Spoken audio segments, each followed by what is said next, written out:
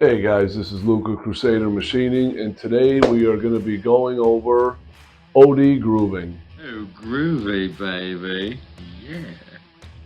Now let's dive a little bit deeper into the world of the OD groove. The majority of time that the grooves that I've made has either been a thread relief, like you can see here, the part right behind the thread, that little groove is called a thread relief, or on this part, it is a few grooves for O-rings of different sizes.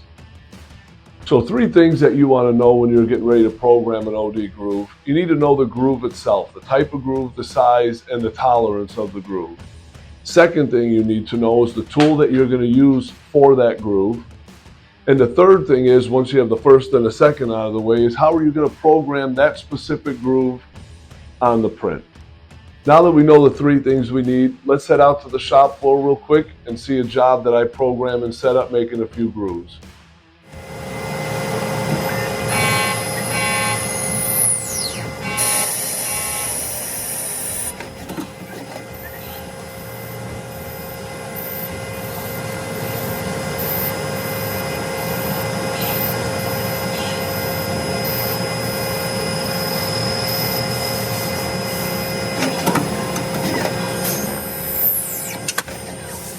Groovy, baby! So that's what CNC machining of a groove looks like. Let's figure out exactly how we got there. First thing that you want to know, as said earlier, is you have to determine what the groove is that you're going to machine. I know that sounds super simplistic, but it's very important in your tool selection and your program methodology. How wide is the groove? How deep is the groove per side? What's the tolerance of the groove diameter and width? And what's the surface finish required? Those are four main things that you need to know on that groove. The width, the depth, the tolerance. Say on tolerance, I mean, is the groove width plus or minus 5/10 or is it plus or minus 5/1000? Last thing is you're going to want to know the surface finish, because if it's a requirement of, say, a 16 or a 32 micro inch finish, you're going to have to be real careful on the tool selected and your method of programming. Conversely, if it's a 125 micro and a plus or minus 15 on the width, you can get a little bit loose and fast with your programming and get a little bit more aggressive. So now that we covered that section, let's dive in real quick. We're going to take a look at the type of tooling that we're going to need for you to select your tool. I'm going to put up on screen here a couple common tools that you would use and that you could maybe pick to make a really good groove.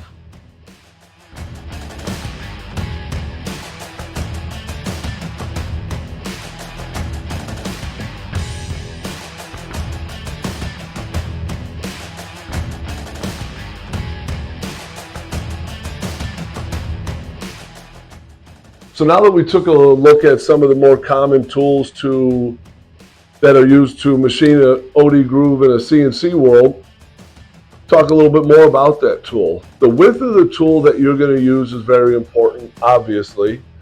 You need to make sure that if you're going to just do one plunge finish, that your width of your tool is the same width as the finished groove, but I don't see that often. The majority of times, whatever our groove is, say it's 81.5 thousandths, we'd probably go in there with a 16th and rough it out and then come through and develop it.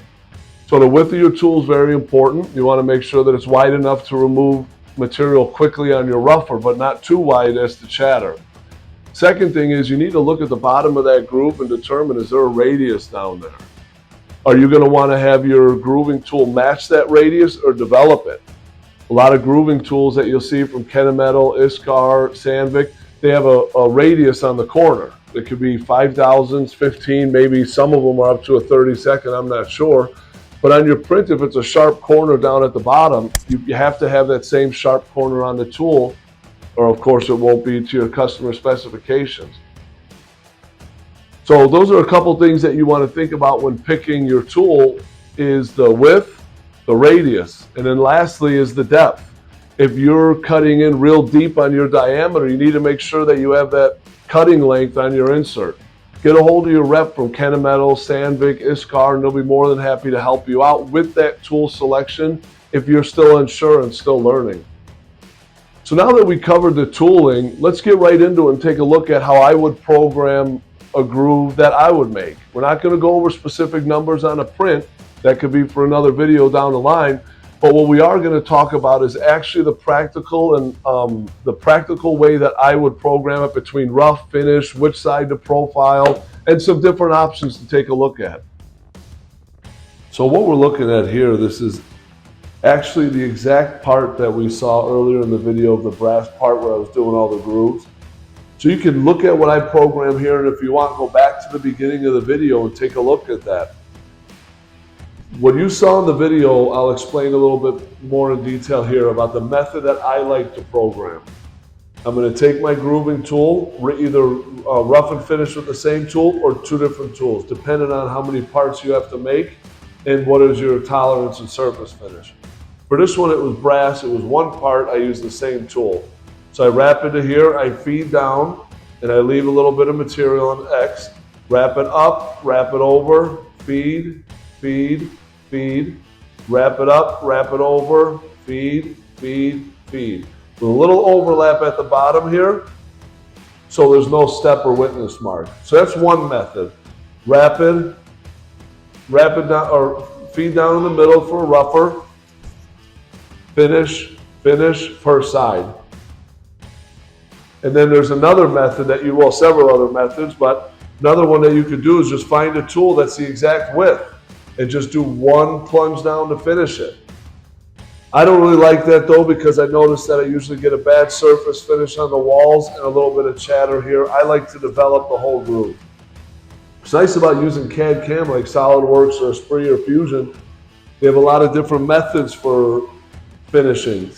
So you could come to, or for roughing, I mean, so you could come down, like we said, rough in one plunge, or they have like a zigzag pattern, which you can come down and zigzag it out, or you can come down and just do like this to rough it out.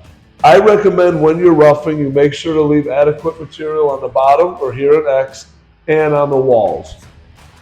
So that's how, this one here is what I did in my program. Is my preferred method, but there's several other methods that you can use to rough and finish a groove. There's not one correct way. There's plenty of wrong ways, but not one correct way. These are just a few options that we have today in the world of CNC. And if anyone that's watching this knows of any other option or anything that you would do to improve or tighten up my ways of doing it, leave a comment. I'd honestly love to hear any ideas. So there you have it. That's how I would program a groove, and there's a couple other options, and depending on how your shop, your tooling works and what your customer requirements are, there's not one right answer. There's plenty of wrong answers, but there's not one right answer. I'd be interested if anybody has any comments on what you would do different, good, bad, ugly. Comment them down below. You know, I don't know everything, and I'd love to learn different ways that people do it. So in conclusion, we went over the 3 things that I believe you need to successfully program an OD groove on a CNC lathe. The groove itself, customer requirement, all is going to be on your print. Once you know all that information, then you go to your tool selection. And if you're unsure on what tool you need, get a hold of your tooling rep. The people around us, they're great. I can send them a print. They would give what they would recommend for rough, finish, multiple tools, plunge, grooving down, finish side to side. They will help you out on the proper tool selection for that material and your type of machine. And then the last thing we went over is when you take the grooving info off the print, combine it with the tool you want, what is your program methodology? So like I say, that's conclusion, and I thank you for watching this video. If there's anything that you have to chime in, any ideas that you have or where you correct or maybe tighten up any of my programming methodology, I'd love to hear it, genuinely. Like, follow, subscribe, share the video, and once again, thank you very much. I hope you enjoyed this one. We'll see you next time.